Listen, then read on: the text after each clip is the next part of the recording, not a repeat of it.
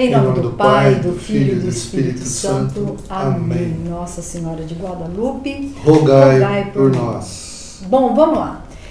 A gente já falou um pouco aí nesse nosso bate-papo a respeito do homem Saulo, né, de toda a formação que ele teve, depois de quando ele se tornou o apóstolo São Paulo, a partir da conversão dele, né, e ele se reprogramou. Aí falamos um pouquinho dele como missionário, né, a preocupação dele em formar comunidades, mas em voltar sempre a essas comunidades, e a ajuda que ele teve de amigos, né, citamos nesse aí processo, Barnabé, né? Exato, fundamental. E agora a gente vai para aquilo que talvez seja o grande motivo pelo qual a gente começou a fazer essa conversa nossa, né? Que são os exemplos que São Paulo deixa para nós. Hoje, que vivemos em 2022, nós que somos aí a igreja, né? Desse século 21, o que São Paulo ainda tem a dizer para nós? O que ele tem a nos ensinar? Quais os exemplos que a gente deve olhar para ele e tentar copiá-lo, aliás, né? Ele fala isso, né? Sede meus imitadores. É uma frase dele, né? É uma ordem dele. E a gente pode entender como arrogância, né? E não é. A gente já viu aqui citação dele falando que ele era quase que um abortivo. Ele é quase que o menor de todos. Mas mesmo assim, ele tem a grandeza do chamado dele. E fala, né? Sede meus imitadores. Como a gente pode imitá-lo? Então, a gente selecionou aqui em um mar. Pensa numa tarefa difícil. A gente colocou só 5 exemplos dele. Nossa. Até porque também, se a gente conseguir colocar esses 5 exemplos que São Paulo nos deixou na prática, misericórdia, a gente Sim. vai fazer maravilhas dentro da igreja, claro, em nome de Jesus, para a honra e glória do Senhor. Então vamos lá. O primeiro exemplo está em Filipenses 3,16, que vai dizer assim para nós, ó, contudo, seja qual for o grau a que chegamos, o que importa é prosseguir decididamente. Então, um pouco antes dele dizer isso, ele fala assim, ó, consciente de que eu ainda não conquistei aquela coroa incorruptível, eu ainda não cheguei na meta, eu procuro isso, deixando o passado, me atiro ao que resta para frente, persigo o alvo. Então, contudo, seja qual for o grau a que chegamos, o que importa é prosseguir decididamente. Esse exemplo que ele nos deixa é um exemplo de perseverança, de evangelizar sem olhar para trás, porque olhar para trás é uma armadilha, né? Ou você se apega a um momento de muito sucesso na sua evangelização, na sua experiência numa comunidade, na sua experiência com um grupo de pessoas, e aí você fica ligado só naquele sucesso fazendo teu. Comparação, né? Ou num fracasso, numa decepção que você teve com pessoas da sua comunidade, com pessoas que você confiou tantas coisas e se decepcionou, e nesse momento então você fica muito ligado ao passado.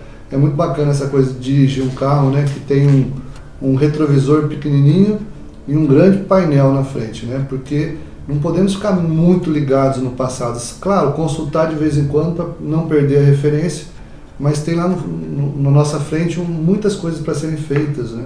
Pronto, tá aí. Esse é o nosso primeiro exemplo que a gente precisa aprender e seguir de São Paulo. O segundo é que a comunidade, ela é um corpo. Então, ele vai falar isso lá na primeira carta aos Coríntios, no capítulo 12, a partir do versículo 12, é longo aqui o trecho, eu tenho certeza que todos nós conhecemos, mas vai dizer assim, ó, se o pé dissesse, eu não sou a mão, por isso eu não sou do corpo, por acaso ele vai deixar de ser do corpo?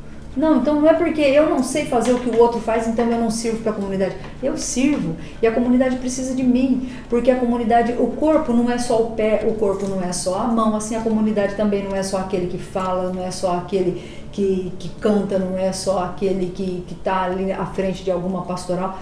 Todos somos necessários na comunidade. A comunidade é um corpo, não pode faltar ninguém. Esse é o segundo grande exemplo que ele nos deixa. E ele aprendeu mesmo Ananias, depois Barnabé, depois Silas. São pessoas que foram ajudando ele nesse novo caminho que ele descobriu, né? Então a importância do outro na nossa vida. Exato. Depois, o terceiro exemplo que São Paulo nos deixa está lá na segunda carta a Timóteo, que ele vai dizer o seguinte: o que de mim ouvistes em presença de muitas testemunhas, confia-o a homens fiéis que, por sua vez, sejam capazes de instruir aos outros. Então tá aí esse exemplo, essa dica, essa lição que nós precisamos demais seguir. Aquilo que nós temos aprendido do Senhor, nós precisamos multiplicar. A gente precisa ensinar outras pessoas, nós precisamos formar líderes que sejam melhores que nós, que vão correr muito mais do que a gente, que vão fazer muito mais do que nós. Então, não prender a palavra de Deus, porque nós não somos donos da verdade, nós não somos donos do dom que Deus nos deu, não somos donos da palavra.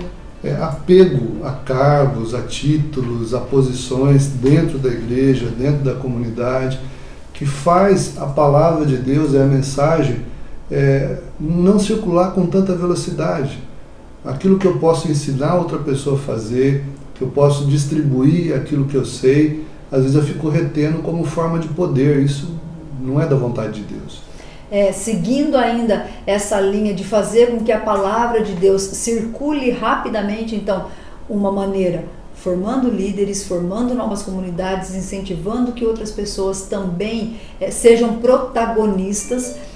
E agora, o próximo exemplo, ainda tirado da segunda carta de Timóteo, aí é na segunda carta, capítulo 4, versículo 2, prega a palavra, insiste oportuna e inoportunamente, repreende, ameaça e exorta com toda a paciência e empenho de instruir. Então, não ter vergonha de anunciar o evangelho, insistir oportuna e inoportunamente, fazer aquilo que precisa, não se omitir, né? Não é tanto a questão de se envergonhar, mas muitas vezes nós nos omitimos, né? A gente não bate no peito com alegria e diz que é cristão, fica meio acanhado.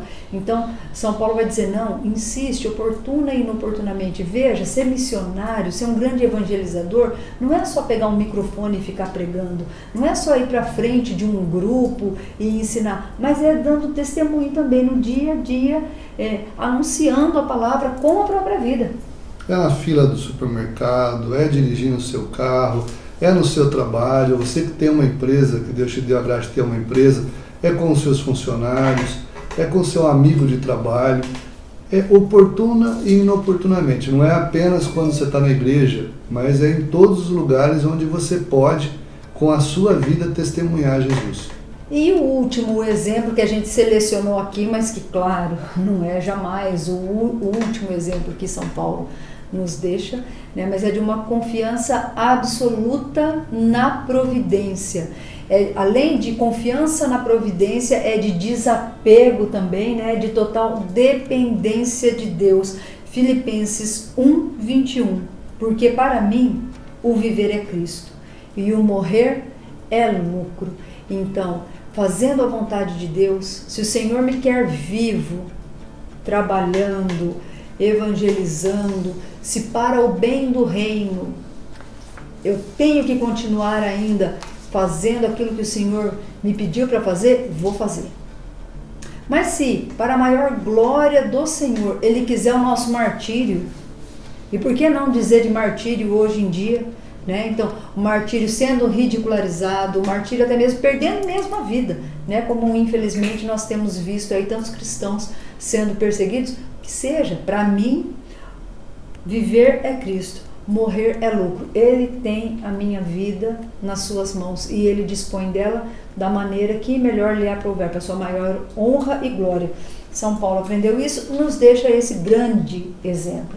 Foi uma grande batalha a gente selecionar pontos assim importantes da vida dele, porque de fato muita coisa que a gente poderia trazer, mas a gente não quer fazer tão extenso. Isso a gente até pensou num curso realmente de um dia todo. Até porque cursos já existem, né, a respeito Sim. de São Paulo, cursos que duram uma semana até, né, mais do que isso, enfim. Mas a gente quer deixar aqui algumas frases, né, poderosas dele, né, não tem como encerrar sem falar dessa. Quem nos separará do amor de Cristo? A tribulação, a angústia, a perseguição, a fome, a nudez, o perigo, a espada, nada, né, vai nos separar desse amor de Cristo. Nada pode nos separar.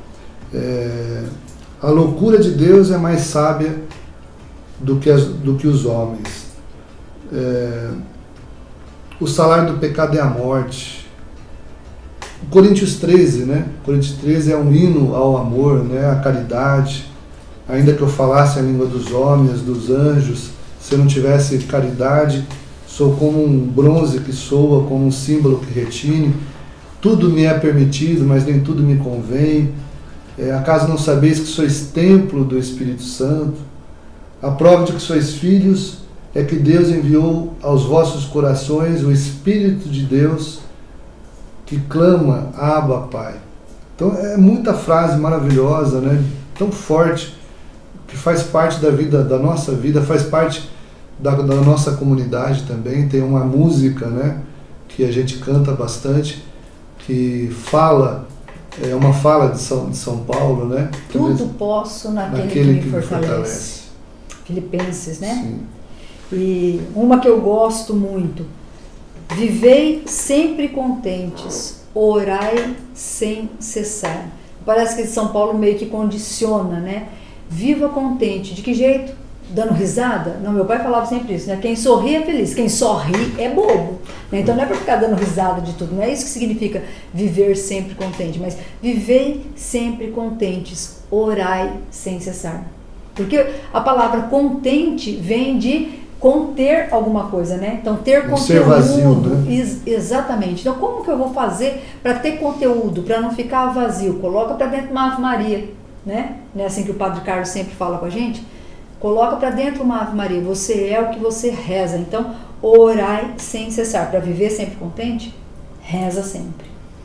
Eu não tinha me atentado a isso, mas a frase que eu gosto demais, que está como uma das palavras de Deus para a minha vida, é Romanos 8:28, né? Tudo concorre para o bem daqueles que amam a Deus. É uma das frases que eu mais gosto, que está na Bíblia, e foi ele também que falou. Sim. Bom, a gente se despede aqui, por enquanto, não é?